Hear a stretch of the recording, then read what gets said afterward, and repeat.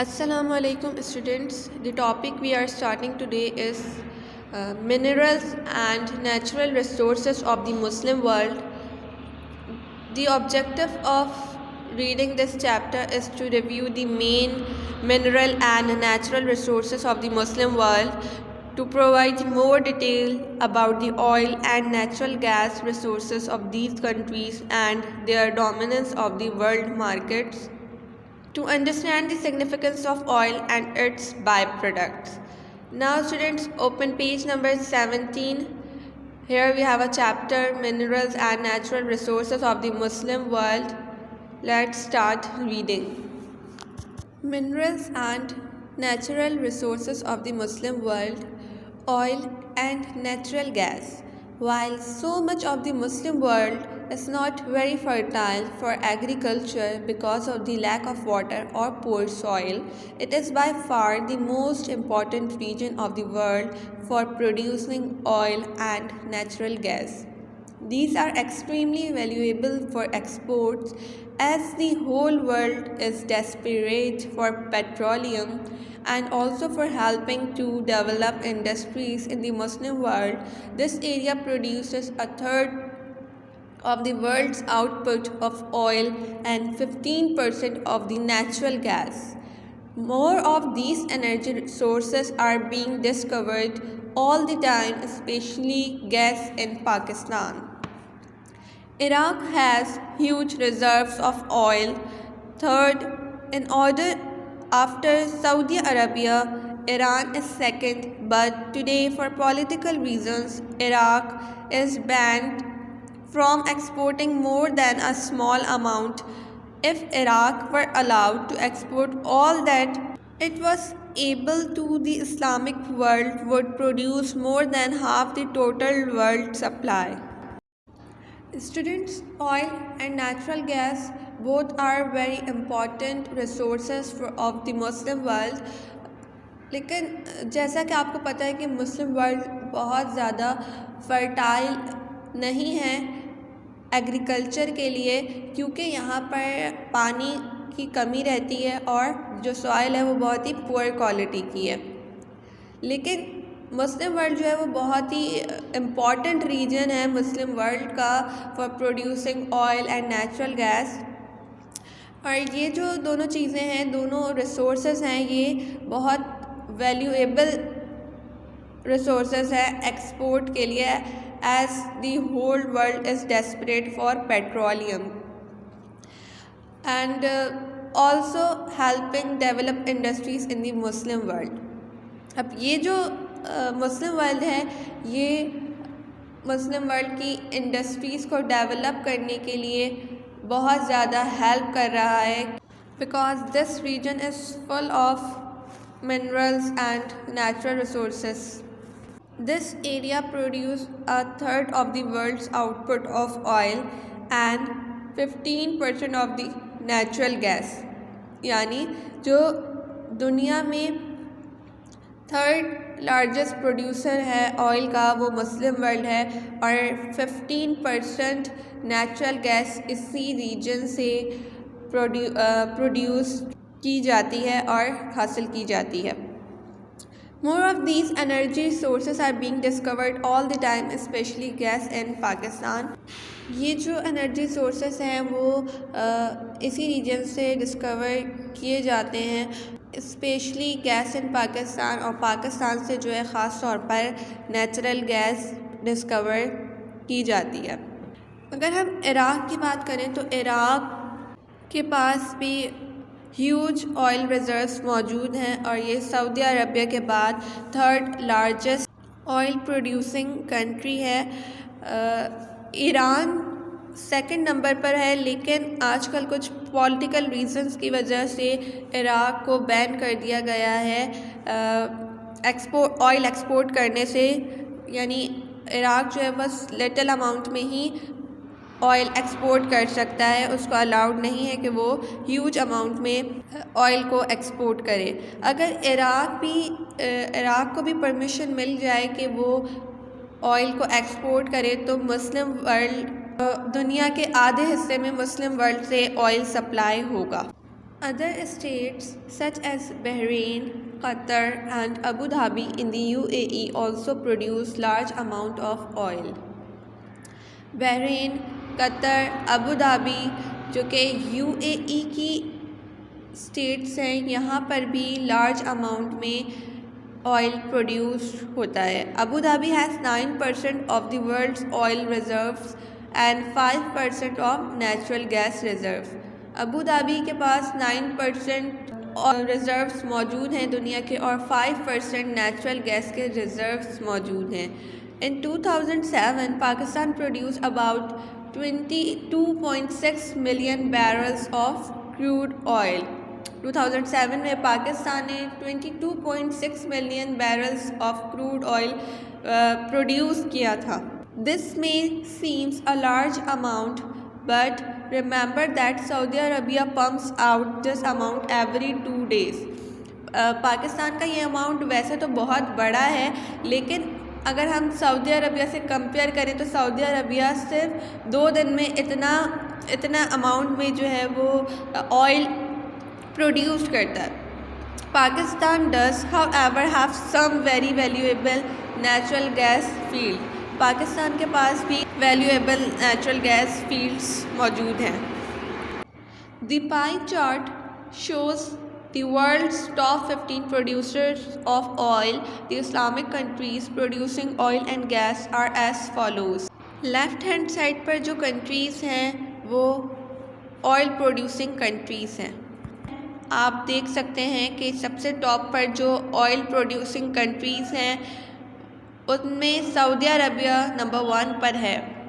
Second Iran, third UAE, fourth Iraq, fifth Nigeria, six Kuwait, seventh Indonesia, eighth Libya, ninth Oman, tenth Bahrain. Gas producing countries में Indonesia, Algeria, Uzbekistan, Saudi Arabia, Iran and Pakistan, ये सारे countries natural gas produce करते हैं. Left hand side पर आप ये circle shape में देख सकते हैं. जो ग्रीन शेड में कंट्रीज़ हैं वो सब मुस्लिम कंट्रीज़ हैं जो कि ऑयल प्रोड्यूस करती हैं, और जो ऑरेंज कलर में कंट्रीज़ लिखी हैं वो सब वेस्टर्न कंट्रीज़ हैं जो कि ऑयल प्रोड्यूस करती हैं. इनमें सऊदी अरबिया नंबर 1 पर है, then Iran, Kuwait, UAE, Nigeria, Libya, Indonesia. उसके बाद जो ऑरेंज कलर से शुरू हो रहा है वो वेस्टर्न कंट्रीज़ है जिनमें Russia, USA, Mexico, China, Canada, Norway, Venezuela, UK, ये सब countries western oil producing countries हैं. These all are the world's top 50 producers of oil of 2008. While the USA is the second largest producer of oil, it consumes twice as much as it produces, so that it has to import huge amounts. From the Muslim world, only Iran comes in the top 15 consumers of oil, and even then it produces 3 times as much as it uses. Most of the oil used by Iran is for industry and for turning seawater into fresh water desalination. USA भी second largest producer है oil का, और ये twice amount consume करता है जितना ये produce करता है उससे. तो इसकी इंपोर्ट जो है वो बहुत ही ह्यूज अमाउंट्स में होती है.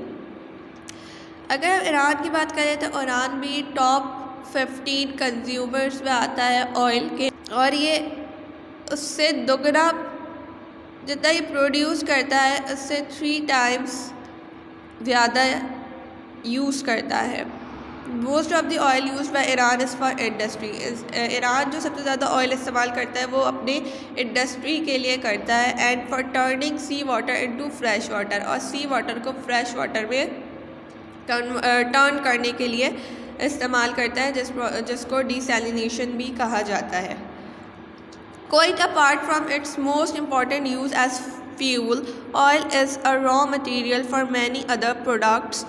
In the course of the refining, the thick black sludge that comes from the ground into petrol. Many chemicals are taken out from it and made into things as different as cosmetic, clothing, fertilizers, paint and medicine.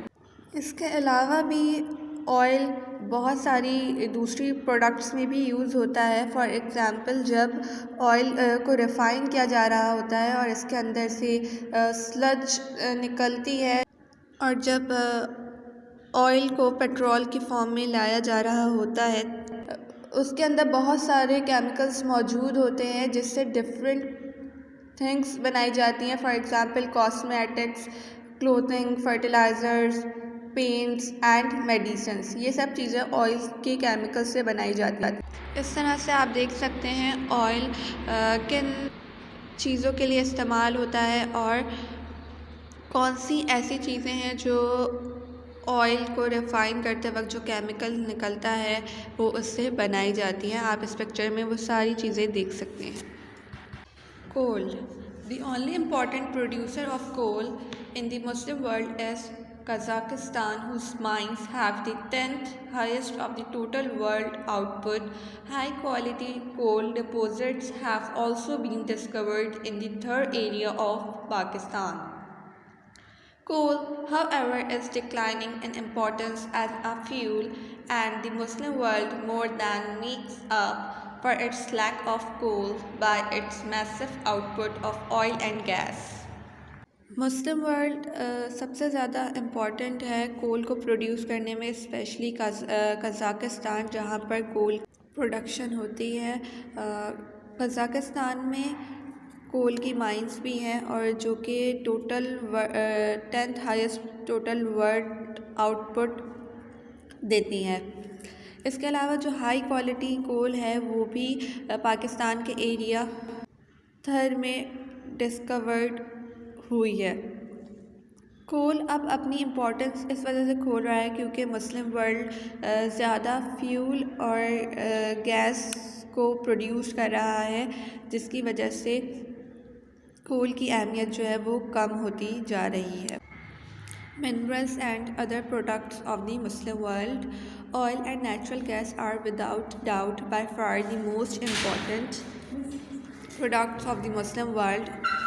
Although it has other very important products in the world economy too, you can see some of these in the chart below. The numbers in the right hand column show its position in the leading 10 of the world producer. Students इस chart में आप देख सकते हैं कि कौन सी country products के हिसाब से किस रैंक पर है। Copper is used largely in the electrical industry as it is one of the best conductors. It is made into cables, wires, and many other components connected with the generation of the power and electrical equipment.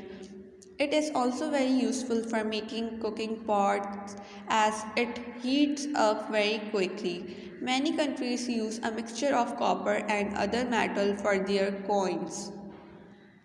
It was one of the first metals ever to be discovered by early people who mixed it with tin to make a much harder metal called bronze. Bronze objects were discovered at Mohenjo-daro dating from about 2500 BC. Indonesia is the world's third largest producer of copper. Students, copper भी electrical industries में use किया जाता है। ये best conductor होता है क्योंकि इसके अंदर से करंट ईज़िली पास हो सकता है, इसीलिए इसको केबल्स, वायर्स और बहुत सारे दूसरे कंपोनेंट्स में इस्तेमाल किया जाता है, जैसे जनरेशन ऑफ पावर और दूसरे इलेक्ट्रिकल इक्विपमेंट से इसके कंपोनेंट्स को कनेक्ट किया जाता है और फिर इसका यूज़ किया जाता है। And it is also very useful for making cooking pots because ये बहुत जल्दी जो पॉट्स होते हैं उसको हीट अप कर देता है, यानी गर्म कर देता है। इसके अलावा बहुत सारी कंट्रीज़ ऐसी भी हैं जो कि मेटल को कॉपर के साथ मिक्स करके ये कॉइन्स बनाती हैं। कॉपर सबसे पहले जो डिस्कवर्ड हुआ था वो बहुत पुराने लोगों ने किया था, जो कि मोहनजोदड़ो में किया गया था, लेकिन उस वक्त इसको जो है वो ब्रॉन्ज़ का नाम दिया गया था और ये 2500 BC में डिस्कवर्ड हुआ था। Indonesia is the world's third largest producer of copper. Indonesia जो है वो दुनिया का थर्ड लार्जेस्ट प्रोड्यूसर है कॉपर का, जो कि कॉपर को प्रोड्यूस करता है। Lead is used for making motor car batteries. It is also used in X ray equipments as it protects doctors and nurses working the machines from the rays, which are very dangerous in large amount. Lead is also used in building and for making bullets. The Muslim world produces about 6% of the world's supply of lead. Leads motor car batteries बनाने में use की जाती है। इसके अलावा x ray equipments जो कि बनाने में इस्तेमाल की जाती हैं, ताकि डॉक्टर्स और नर्सेस जो काम कर रहे हैं वो मशीनरीज में से जो रेस निकलती हैं उससे प्रोटेक्ट रह सकें, जो कि बहुत ही ज़्यादा डेंजरस होती हैं और ये बहुत ज़्यादा लार्ज अमाउंट में निकलनी है। इसीलिए लीड बहुत ज़्यादा यूज़फुल है डॉक्टर्स और नर्सेस की प्रोटेक्शन के लिए। लीड को बिल्डिंग्स बनाने में भी इस्तेमाल किया जाता है और बुलेट्स बनाने में भी इस्तेमाल किया जाता है। मुस्लिम वर्ल्ड 6% लीड की सप्लाई करता है। Zinc is a metal which is used to plate very thinly sheets of corrugated iron or steel, which are often used as a cheap form of roofing. Zinc will not rust and thus prevents the iron underneath it from doing so. Zinc is also used in making torch batteries and is an ingredient in many medicines too. Kazakhstan ranked 9th in the world for zinc production. Zinc भी एक metal है which is use to plate. ये एक बहुत thin sheet होती है जो कि आयरन और स्टील को स्ट्रॉन्ग बनाने के लिए, यानी उसको मजबूती देने के लिए इस्तेमाल की जाती है। और ये जो रूफ़ होती है, घरों की छत होती है, उस पर भी लगाई जाती है। जिंक इसलिए यूज़ की जाती है क्योंकि आयरन शीट पर जो है वो जंग ना लगे, रस्ट ना लगे। जिंक को टॉर्च बैटरीज, मेडिसिन्स बनाने में भी इस्तेमाल किया जाता है। इसके अलावा जो कज़ाकिस्तान है वो 9th रैंक पर है जो कि जिंक की प्रोडक्शन करता है। निकल, this valuable metal is often used like zinc to coat steel objects to stop them from rusting. It is the shiny metal you see on bicycle handlebars or the bumpers of cars. Nickel is also used to make some silver coins. Indonesia is the 4th largest producer of nickel in the world.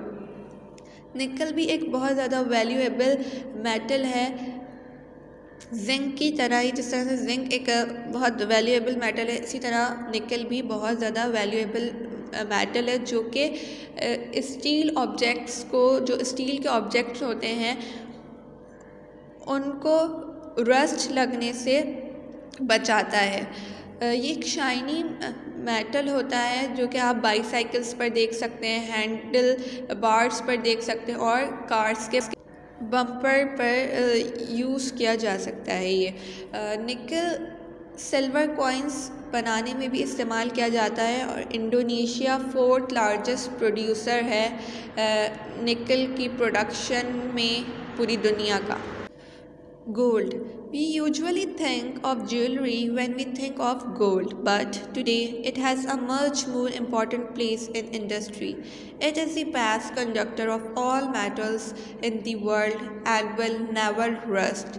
Today, gold is used in scientific equipment, especially for making important connections in computers and other electronic equipment.